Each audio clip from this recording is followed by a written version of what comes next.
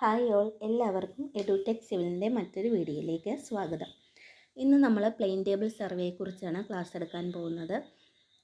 അപ്പോൾ നോക്കിയേ, എന്താണ് പ്ലെയിൻ ടേബിൾ സർവേ എന്ന് പറയുന്നത്? നമ്മൾ എപ്പോഴാണ് പ്ലെയിൻ ടേബിൾ സർവേ ചെയ്യുന്നത്?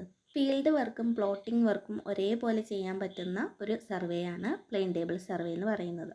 നമുക്ക് ബാക്കി എല്ലാ സർവേയിലും നമ്മൾ ഫീൽഡ് വർക്ക് ചെയ്തതിന് ശേഷം ഓഫീസിൽ പോയിട്ടായിരിക്കും ബാക്കി നമ്മുടെ മാപ്പിങ്ങും പ്ലോട്ടിങ്ങും ഒക്കെ ചെയ്യുന്നത്.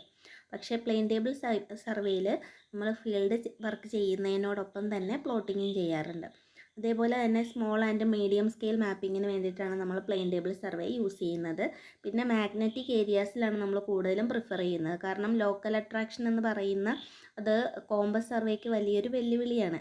ലോക്കൽ അട്രാക്ഷൻ എന്താണ്? ലോക്കൽ അട്രാക്ഷൻ എന്ന് പറയുന്നത് അതായത് സ്റ്റീൽ സ്ട്രക്ചർ അല്ലെങ്കിൽ നമ്മുടെ ഇലക്ട്രിക് ലൈന് അതൊക്കെ ഉള്ള സ്ഥലങ്ങളിലാണ് നമ്മൾ കോമ്പസ് സർവേ ചെയ്യുന്നതെങ്കിൽ ഈ കോമ്പസ് എന്ന് പറയുന്ന ഇൻസ്ട്രുമെൻറ്റിലെ മാഗ്നറ്റിക് നീഡിന് ഡിസ്റ്റർബൻസ് ഉണ്ടാവും. അപ്പം നമുക്ക് കറക്റ്റ് ട്രൂ നോർത്ത്, എർത്തിൻ്റെ ട്രൂ നോർത്ത് നമുക്ക് ലഭിക്കില്ല. ചെറിയ ഡീവിയേഷൻസ് ഉണ്ടാവും. അപ്പം നമ്മുടെ സർവേ ചെയ്യുന്നത് നമ്മൾ ആക്യുറേറ്റ് ആവത്തില്ല. അപ്പോൾ അതുകൊണ്ട് തന്നെ നമുക്ക് ലോക്കൽ അട്രാക്ഷൻ എന്ന് പറയുന്നത് കോമ്പസ് സർവേയിൽ വലിയൊരു വെല്ലുവിളിയാണ്. അപ്പോൾ അത് അവോയ്ഡ് ചെയ്യാൻ വേണ്ടിയിട്ട് നമ്മൾ ഇങ്ങനെ ലോക്കൽ അട്രാക്ഷന് സാധ്യതയുള്ള സ്ഥലങ്ങളിൽ നമ്മൾ യൂസ് ചെയ്യുന്ന സർവേയാണ് പ്ലെയിൻ ടേബിൾ സർവേ എന്ന് പറയുന്നത്. പിന്നെ വെറ്റ് ക്ലൈമറ്റ്സിലും അതേപോലെ തന്നെ ഡെൻസ് ആയിട്ടുള്ള ഫോറസ്റ്റ് ഏരിയാസ് അല്ലെങ്കിൽ കൂടുതൽ ട്രീസ് തിങ്ങി നിൽക്കുന്ന സ്ഥലങ്ങളിലൊക്കെ ആണെങ്കിൽ നമുക്ക് പ്ലെയിൻ ടേബിൾ സർവേ ഒഴിവാക്കേണ്ടി വരും. കാരണം നമുക്ക് കറക്റ്റായിട്ട് സ്റ്റേഷൻസ് വിസിബിൾ അല്ലെങ്കിൽ പ്ലെയിൻ ടേബിൾ സർവേ ചെയ്യാനായിട്ട് ബുദ്ധിമുട്ടായിരിക്കും. പ്ലെയിൻ ടേബിൾ സർവേ ചെയ്യുമ്പോൾ നമുക്ക് ആക്യുറേറ്റ് ആയിട്ടുള്ള ഒരു വാല്യൂ ആയിരിക്കില്ല കിട്ടുന്നത്, മാപ്പിംഗ് ആയിരിക്കില്ല കിട്ടുന്നത്. മറ്റ് സർവേകളെ അപേക്ഷിച്ച് പ്ലെയിൻ ടേബിൾ സർവേ ആക്യുറേറ്റ് ആവില്ല. പിന്നെ നമുക്ക് പ്ലെയിൻ ടേബിൾ സർവേയിൽ യൂസ് ചെയ്യുന്ന ടൂൾസ് ആൻഡ് അക്സസറീസ് നോക്കാം. ഏതൊക്കെ ടൂൾസാണ് നമ്മൾ യൂസ് ചെയ്യാറുള്ളത്? ഫസ്റ്റ് നമ്മൾ ബോർഡ് യൂസ് ചെയ്യാറുണ്ട്. പ്ലെയിൻ ടേബിൾ എന്ന് പറയുന്നത് യൂസ് ചെയ്യാറുണ്ട്. പിന്നെ പ്ലെയിൻ ടേബിൾ നമ്മൾ വയ്ക്കുന്നത് ഏതിൻ്റെ മുകളിലാണ്? ട്രൈപോഡിൻ്റെ മുകളിലാണ്. അലിഡേഡ് യൂസ് ചെയ്യാറുണ്ട്, ട്രഫ് കോമ്പസ് യൂസ് ചെയ്യാറുണ്ട്, സ്പിരിറ്റ് ലെവൽ യൂസ് ചെയ്യാറുണ്ട്, പ്ലംബിംഗ് ഫോർക്ക് യൂസ് ചെയ്യാറുണ്ട്. നമ്മൾ യൂസ് ചെയ്യുന്ന ഇൻസ്ട്രുമെൻറ്റ്സ് ഏതൊക്കെയാണ്? പ്ലെയിൻ ടേബിളിങ്ങിന് board, tripod, alidade, trough compass, spirit level, plumbing fork. Plain table സർവേയിങ്ങിൽ യൂസ് ചെയ്യുന്ന ഇൻസ്ട്രുമെൻറ്റ്സ് ഏതൊക്കെയാണ്? ടൂൾസ് ആൻഡ് അക്സസറീസ് ഏതൊക്കെയാണ്? ബോർഡ് അല്ലെങ്കിൽ പ്ലെയിൻ ടേബിൾ എന്ന് പറയും, tripod, alidade, trough compass, spirit level, plumbing fork. പിന്നെ നമ്മൾ ഇന്ത്യൻ ക്ലൈനോമീറ്റർ യൂസ് ചെയ്യാറുണ്ട്. അതേപോലെ തന്നെ ഡ്രോയിങ് ഷീറ്റ് യൂസ് ചെയ്യാറുണ്ട്. പിന്നെ ഓരോന്നായിട്ട് നമുക്ക് നോക്കാം. ഫസ്റ്റ് വൺ ബോർഡാണ്. നമ്മൾ ബോർഡ് യൂസ് ചെയ്യുന്നത് വെൽ സീസൺഡ് ആയിട്ടുള്ള സോഫ്റ്റ് വുഡ് കൊണ്ടുണ്ടാക്കിയ ബോർഡുകളാണ് യൂസ് ചെയ്യാറുള്ളത്. ഈ ബോർഡ് തന്നെ 3 ടൈപ്സ് ഓഫ് ബോർഡ് നമുക്ക് അവൈലബിൾ ആണ്. ഏതൊക്കെയാണ്? ട്രാവേഴ്സ് ടേബിൾ, അതല്ലെങ്കിൽ ജോൺസൺ ടേബിൾ, അല്ലെങ്കിൽ പോസ്റ്റ് സർവേ ടേബിൾ. ഇതൊക്കെയാണ് നമ്മൾ യൂസ് ചെയ്യുന്നത്. ട്രാവേഴ്സ് ടേബിൾ എന്ന് പറയുന്നത് സ്മോൾ ആയിരിക്കും, കോമ്പാക്ട് സൈസ് ആയിരിക്കും. ചെറിയ സൈസിലുള്ള ടേബിൾസാണ്, പ്ലെയിൻ ടേബിളാണ് നമ്മൾ ട്രാവേഴ്സ് ടേബിൾ എന്ന് പറയുന്നത്. ഇനി ജോൺസൺ ടേബിൾ എന്ന് പറയുന്നത് അവൈലബിൾ ആയിട്ടുള്ള സൈസ് ഏതൊക്കെയാണ്? 40x60 സെൻറ്റിമീറ്ററും 60x75 സെൻറ്റിമീറ്ററും സൈസിൽ നമുക്ക് ജോൺസൺ ടേബിൾ കിട്ടാറുണ്ട്. ഓർഡിനറി വർക്കിന് വേണ്ടിയിട്ട് നമുക്ക് ബെസ്റ്റ് സ്യൂട്ടബിൾ ആയിട്ടുള്ള പ്ലെയിൻ ടേബിളാണ് ജോൺസൺ ടേബിൾ എന്ന് പറയുന്നത്. പിന്നെ ആക്യുറേറ്റ് ആയിട്ടുള്ള വർക്കിന് വേണ്ടിയിട്ട് നമ്മൾ യൂസ് ചെയ്യുന്നതാണ് കോസ്റ്റ് സർവേ ടേബിൾ എന്ന് പറയുന്നത്. ഇനി സെക്കൻഡ് ട്രൈപോഡാണ്. ട്രൈപോഡ് എന്ന് പറയുന്നത് എന്താണ്? നമ്മൾ പ്ലെയിൻ ടേബിൾ സെറ്റ് ചെയ്യാൻ വേണ്ടിയിട്ട് യൂസ് ചെയ്യുന്നതാണ് ട്രൈപോഡ് എന്ന് പറയുന്നത്. ട്രൈപോഡിൻ്റെ മുകളിൽ നമ്മൾ സ്ക്രൂ ചെയ്താണ് പ്ലെയിൻ ടേബിൾ വയ്ക്കുന്നത്. അലിഡേഡ് തന്നെ 2 ടൈപ്പ് ഓഫ് അലിഡേഡ് നമുക്ക് അവൈലബിൾ ആണ്. ഏതൊക്കെയാണ്? പ്ലെയിൻ അലിഡേഡും ടെലസ്കോപ്പിക് അലിഡേഡും. പ്ലെയിൻ അലിഡേഡ് എന്ന് പറയുന്നത് വുഡൻ അല്ലെങ്കിൽ ബ്രാസ് റൂളറാണ്. അതിൻ്റെ 50 to 60 സെൻറ്റിമീറ്റർ ലെങ്തിലുള്ള വുഡൻ അല്ലെങ്കിൽ ബ്രാസ് റൂളർ, നമ്മുടെ സ്കെയിൽ പോലെ തന്നെ തോന്നിക്കുന്ന ഒരു ടൈപ്പ് ഓഫ് ഇൻസ്ട്രുമെൻ്റാണ് അലിഡേഡ് എന്ന് പറയുന്നത്. അതിന് 2 എൻഡിലുമായിട്ട് സൈറ്റിംഗ് വെയിനും ഉണ്ട്, അതേപോലെ തന്നെ ഒബ്ജക്റ്റ് വെയിനും ഉണ്ട്. അലിഡേഡിൻ്റെ തന്നെ വർക്കിംഗ് എഡ്ജിന് നമ്മൾ പറയുന്ന പേരാണ് റൂളിംഗ് എഡ്ജ് അല്ലെങ്കിൽ ഫിഡൂഷ്യൽ എഡ്ജ്. അത് വെരി ഇമ്പോർട്ടൻ്റ് ആണ്. PSCയിൽ കണ്ടിന്യൂസ് ആയിട്ട് റിപ്പീറ്റ് ആയിട്ട് ചോദിക്കുന്ന ക്വസ്റ്റ്യൻസ് ആണ്. റൂളിംഗ് എഡ്ജ് അല്ലെങ്കിൽ ഫിഡൂഷ്യൽ എഡ്ജ് എന്ന് പറയുന്നത് അലിഡേഡിൻ്റെ വർക്കിംഗ് എഡ്ജിനെയാണ്. അതേപോലെ തന്നെ ടെലസ്കോപ്പിക് അലിഡേഡ് ഉണ്ട്. ടെലസ്കോപ്പിക് അലിഡേഡ് എന്ന് പറയുന്നത് നമ്മുടെ സ്റ്റേഷൻ എന്ന് പറയുന്നത് നമുക്ക് വിസിബിൾ ആകാത്ത കണ്ടീഷൻ, അതായത് നമ്മുടെ നോർമൽ ഐ വെച്ചിട്ട് നമുക്ക് കാണാൻ പറ്റാത്ത അത്രക്ക് ദൂരെയാണ് നമ്മുടെ സ്റ്റേഷനെങ്കിൽ നമ്മൾ യൂസ് ചെയ്യുന്നതാണ് ടെലസ്കോപ്പിക് അലിഡേഡ്. പ്ലെയിൻ അലിഡൈഡിനെ അപേക്ഷിച്ചിട്ട് ഹയർ ആക്യുറസിയാണ് ടെലസ്കോപ്പിക് അലിഡൈഡിന് വരുന്നത്.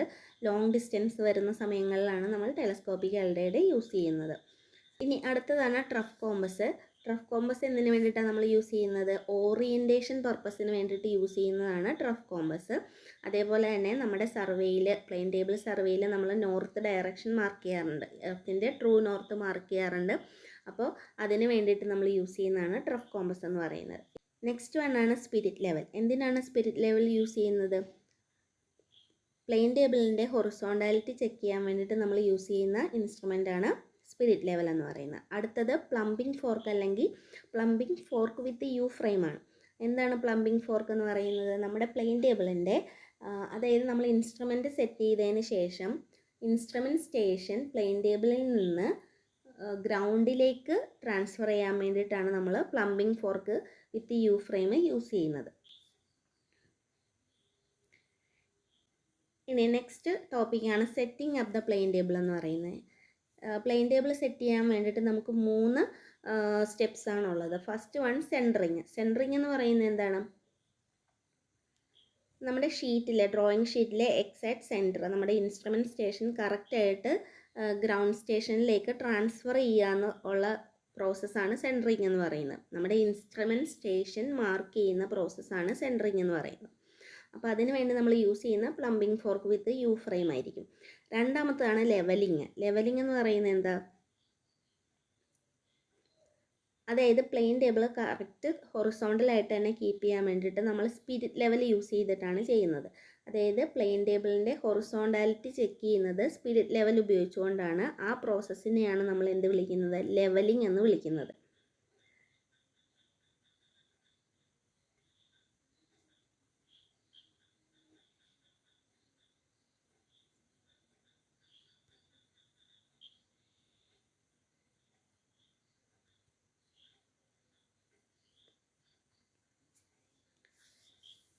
ഇനി നോക്കിക്കേ, നെക്സ്റ്റ് വൺ ആണ് ഓറിയൻറ്റേഷൻ. എന്താണ് ഓറിയൻറ്റേഷൻ എന്ന് പറയുന്നത്? പ്ലെയിൻ ടേബിൾ സർവേ ചെയ്യുന്ന സമയത്ത് നമുക്ക് ഒരുപാട് സ്റ്റേഷൻസ് ഉണ്ടാവും. നമുക്കൊരു 5 സ്റ്റേഷൻ ഉണ്ടെങ്കിൽ ഈ 5 സ്റ്റേഷനിലും നമ്മൾ പ്ലെയിൻ ടേബിൾ സെറ്റ് ചെയ്യണം, സെൻറ്റർ ചെയ്യണം, പിന്നെ എന്താ ലെവൽ ചെയ്യണം, അതേപോലെ തന്നെ ഓറിയൻറ്റേഷനും ചെയ്യണം. ഓറിയൻറ്റേഷൻ എന്ന് പറയുന്നത് ഇപ്പോൾ ഫസ്റ്റ് സ്റ്റേഷനിൽ നമ്മൾ എങ്ങനെയാണോ പ്ലെയിൻ ടേബിൾ സെറ്റ് ചെയ്തത് അതേ ഡയറക്ഷനിൽ തന്നെ നമ്മൾ എന്ത് ചെയ്യണം? അടുത്ത സ്റ്റേഷനിലും കൊണ്ടുപോയി പ്ലെയിൻ ടേബിൾ സെറ്റ് ചെയ്യണം. സെയിം ഫസ്റ്റ് സ്റ്റേഷനിന് പാരലായിട്ട് തന്നെ വേണം നമ്മൾ പ്ലെയിൻ ടേബിൾ സെക്കൻഡ് സ്റ്റേഷനിലും സെറ്റ് ചെയ്യാൻ വേണ്ടിയിട്ട്. അതിനെയാണ് നമ്മൾ എന്ത് വിളിക്കുന്നത്? ഓറിയൻറ്റേഷൻ എന്ന് വിളിക്കുന്നത്. ഇനി methods of plane table surveying ആണ് നോക്കുന്നത്. റേഡിയേഷൻ മെത്തേഡിൽ നമ്മൾ എന്താ ചെയ്യുന്നത്? നമുക്ക് എത്ര സ്റ്റേഷൻസ് ഉണ്ടോ അത്രയും സ്റ്റേഷൻ്റെ സെൻട്രലായിട്ട് നമ്മൾ ഇൻസ്ട്രുമെൻറ്റ് എന്ത് ചെയ്യും? പ്ലേസ് ചെയ്യും. അതായത് ഒരേപോലെ തന്നെ നമുക്ക് എല്ലാ സ്റ്റേഷനിലേക്കും റീഡ് ചെയ്യാൻ പറ്റണം. ആ ഒരൊറ്റ ഇൻസ്ട്രുമെൻറ്റ് സ്റ്റേഷനിൽ നിന്ന് തന്നെ നമുക്ക് എല്ലാ സ്റ്റേഷനിലേക്കും റീഡിങ്സ് എടുക്കാൻ കഴിയണം. അങ്ങനെയുള്ള ഒരു പൊസിഷൻ നമ്മൾ കീപ്പ് ചെയ്യും. ഇപ്പോൾ ഇതിൻ്റെ അകത്ത് ഫിഗറിൽ നോക്കിയ ഫിഗറിൽ ഒ എന്ന് പറയുന്നതാണ് നമ്മുടെ ഇൻസ്ട്രുമെൻറ്റ് സ്റ്റേഷൻ. അതിൽ ആ ബ്ലൂ റെക്റ്റാങ്കിൾ ആണ് നമ്മുടെ പ്ലെയിൻ ടേബിൾ എന്ന് പറയുന്ന ഇൻസ്ട്രുമെൻ്റ് എന്ന് പറയുന്നത്. അപ്പോൾ ഒ എന്ന് പറയുന്ന സ്റ്റേഷനിൽ നമ്മൾ എന്ത് ചെയ്യും? ഇൻസ്ട്രുമെൻറ്റ് സെറ്റ് ചെയ്യും. എന്നിട്ട് ഒയിൽ നിന്ന് എയിലോട്ടും ബിയിലോട്ടും സിയിലോട്ടും ഡിയിലോട്ടും ഇയിലോട്ടും അലിഡൈഡ് ഉപയോഗിച്ചിട്ട് നമ്മൾ എന്ത് ചെയ്യും? അലിഡൈഡിൻ്റെ സൈറ്റിംഗ് വെയിലിലൂടെ നമ്മൾ ഒബ്ജക്റ്റിനെ സെറ്റ് ചെയ്യും. എന്നിട്ട് ഫിഡ്യൂഷ്യൽ എഡ്ജിൽ നിന്ന് നമ്മൾ സർവേ ലൈൻ വരയ്ക്കുവാണ് ചെയ്യുന്നത്. എന്നിട്ട് നമ്മൾ എന്ത് ചെയ്യും? നമ്മുടെ സ്റ്റേഷനിലേക്കുള്ള ഡിസ്റ്റൻസ് ടേപ്പ് ഉപയോഗിച്ചിട്ട് അളക്കും. എന്നിട്ട് ആ ഡിസ്റ്റൻസ് നമ്മൾ ഡ്രോയിങ് ഷീറ്റിലേക്ക് ട്രാൻസ്ഫർ ചെയ്യുകയാണ് ചെയ്യുന്നത്. അത് സ്മോൾ ഏരിയാസ് സർവേ ചെയ്യാൻ വേണ്ടിയിട്ടാണ് നമ്മൾ റേഡിയേഷൻ മെത്തേഡൊക്കെ യൂസ് ചെയ്യുന്നത് കേട്ടോ. അതേപോലെ തന്നെ എല്ലാ സ്റ്റേഷനും ABCDE എന്ന് പറയുന്ന എല്ലാ സ്റ്റേഷനും നമുക്ക് വിസിബിൾ ആയിരിക്കണം, അസസിബിളും ആയിരിക്കണം. നമുക്ക് ചെന്ന് റീഡിങ്സ് എടുക്കാൻ പറ്റുന്ന, അതായത് ഡിസ്റ്റൻസ് മെഷർ ചെയ്യാൻ പറ്റുന്ന അത്രയും അളവിലായിരിക്കണം ഏതുണ്ടാവുക?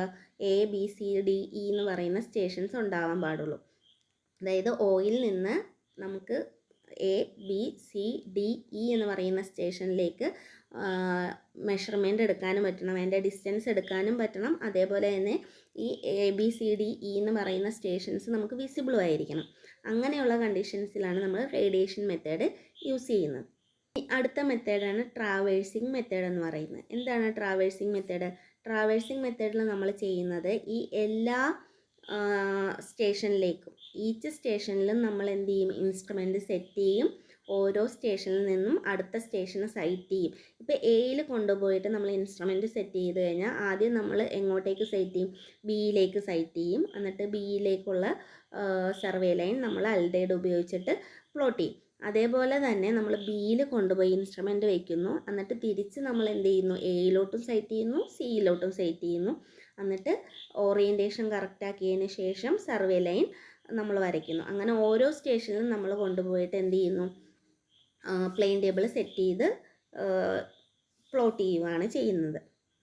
ലാർജ് പ്ലോട്ടൊക്കെ മെഷർ ചെയ്യാൻ വേണ്ടിയിട്ടാണ് നമ്മൾ ഈ മെത്തേഡ് യൂസ് ചെയ്യുന്നത് കേട്ടോ.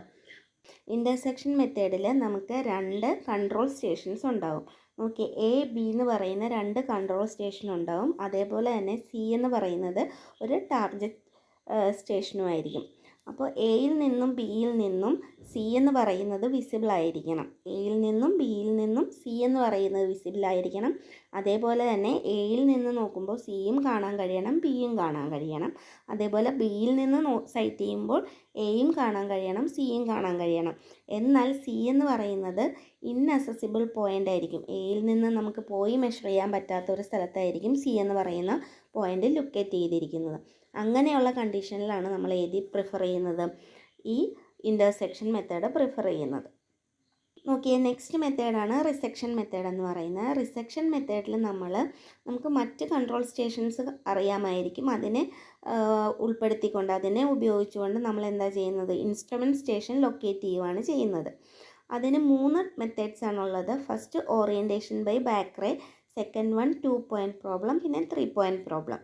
2 പോയിൻറ്റ് പ്രോബ്ലത്തിൽ നമ്മൾ എന്താ ചെയ്യുന്നത്? 2 വെൽ ഡിഫൈൻഡ് കൺട്രോൾ പോയിൻറ്റ്സ് ഉണ്ടാകും. നമുക്ക് 2 കൺട്രോൾ പോയിൻറ്റ്സിനെ പറ്റിയിട്ട് ഡീറ്റെയിൽഡ് ആയിട്ട് അറിയാൻ കഴിയും. ആ 2 കൺട്രോൾ പോയിൻറ്റ്സ് ഉപയോഗിച്ചുകൊണ്ട് നമ്മൾ ഇൻസ്ട്രുമെൻറ്റ് സ്റ്റേഷൻ ലൊക്കേറ്റ് ചെയ്യുകയാണ് ചെയ്യുന്നത്. ഇനി 3 പോയിൻറ്റ് പ്രോബ്ലത്തിൽ എന്താ ചെയ്യുന്നത്? 3 വെൽ ഡിഫൈൻഡ് കൺട്രോൾ പോയിൻറ്റ്സ് ഉണ്ടാകും. അതായത് 3 മെയിൻ കൺട്രോൾ സ്റ്റേഷൻസ് നമുക്ക് അറിയാൻ കഴിയും. ആ കൺട്രോൾ സ്റ്റേഷൻസ് ഉപയോഗിച്ചുകൊണ്ട് നമ്മൾ എന്ത് ചെയ്യും? ഇൻസ്ട്രുമെൻറ്റ് സ്റ്റേഷൻ ലൊക്കേറ്റ് ചെയ്യും. ഇനി ഒ എന്ന് പറയുന്ന ഇൻസ്ട്രുമെൻറ്റ് സ്റ്റേഷൻ നമുക്ക് കണ്ടുപിടിക്കാൻ കഴിയാത്ത, അതായത് ലൊക്കേറ്റ് ചെയ്യാൻ കഴിയാത്തൊരു കണ്ടീഷൻ വരും. അതാണ് ഗ്രേറ്റ് സർക്കിൾ ഫെയിലിയർ കേസ് എന്ന് പറയുന്നത്. ഈ ഒരു കേസിൽ എ ബി സി എന്ന് പറയുന്ന കൺട്രോൾ സ്റ്റേഷൻസും അതേപോലെ തന്നെ ഒ എന്ന് പറയുന്ന ഇൻസ്ട്രുമെൻറ്റ് സ്റ്റേഷനും ഗ്രേറ്റ് സർക്കിളിൻ്റെ ഭാഗമായിട്ട് വരികയാണെങ്കിൽ നമുക്ക് ഒ എന്ന് പറയുന്ന ഇൻസ്ട്രുമെൻറ്റ് സ്റ്റേഷൻ ലൊക്കേറ്റ് ചെയ്യുക എന്ന് പറയുന്നത് ഒരിക്കലും പോസിബിൾ ആയിട്ടുള്ളൊരു കാര്യമല്ല. എന്താ പറഞ്ഞത്?